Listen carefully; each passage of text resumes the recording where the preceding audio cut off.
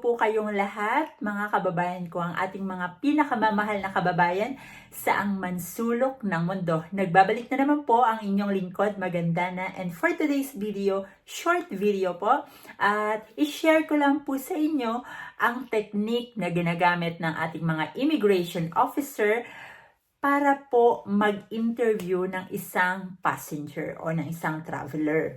So, pag-usapan natin ang mga immigration officer. Ang mga immigration officer po na naka-assign para mag-conduct ng preliminary interrogation or interview sa mga paalis na passenger, especially sa ating mga Filipino citizen na nalalabas ng bansang Pilipinas as a tourism in other country. They are trained po, yung mga officer po, they are trained po, well-trained sa pag-i-interview o sa pag-i-interrogate ng isang passenger. Tinatawag po nila itong triangulation investigation. Sabihin po, ito po yung way ng pag-iimbestiga ng ating mga officer na may mga halo-halong technique. For example, titingnan po nila yung demeanor ng isang passenger, kung paano gumalaw, kung ano yung mga galawan during interview or during preliminary interrogation. At kasama na rin po sa mix na pag-iimbestiga nila is yung pagsasalita nyo po. Tinitingnan po nila o sinusuri nila na maigi kung alam nyo po yung sinasabi nyo, yung ini-state nyo.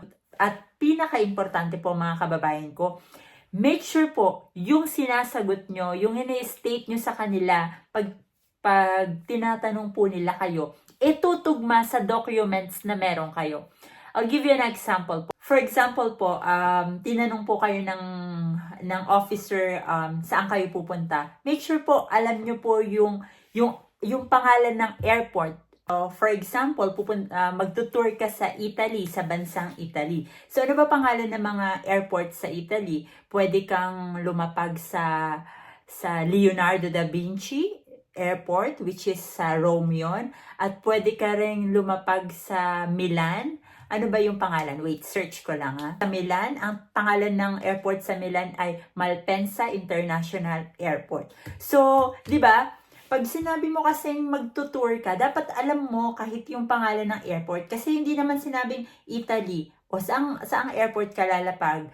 Hindi mo masagot yun. Ibig sabihin, di ba, dun pa lang makikita na ng officer irregularity. Hindi niya alam kung saan siya lalapag.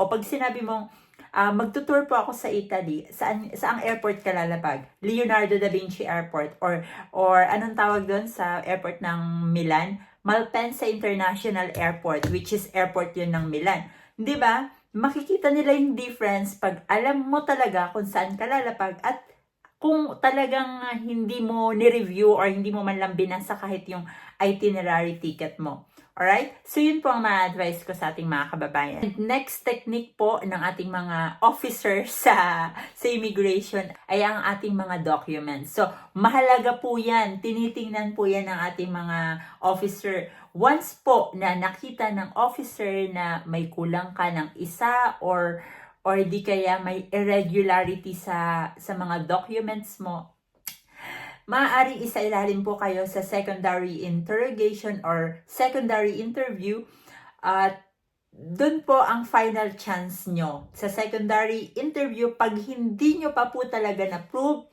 wala na, ma-offload na po talaga kayo. So, ang technique niya ng mga officer, yun nga, yung nabanggit ko is sa demeanor ng isang passenger, sa pagsasalita, sa pagsasagot, sa statement ng isang traveler kung magmamatch sa document na dala niya. At of course, yung mga documents.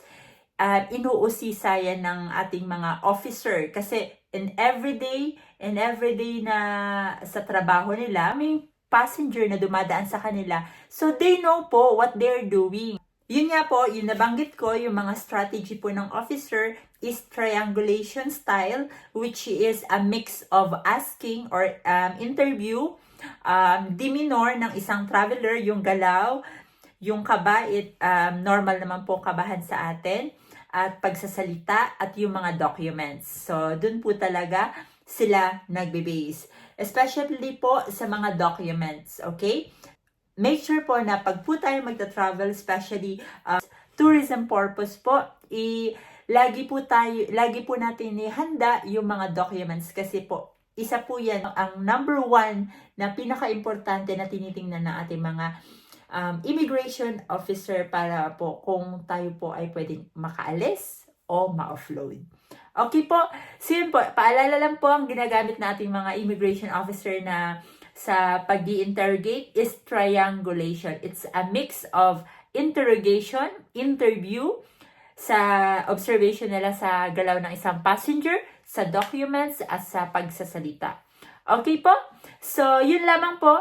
Maraming salamat po sa panonood ng aking short video. Sana po may nakuha po kayong makabuluhang impormasyon. Again, ako pa rin po ang inyong lingkod, Magandana, and thank you for watching. Please subscribe and share na rin po ng aking video sa inyong mga kapamilya at kakilala. Salamat! See you!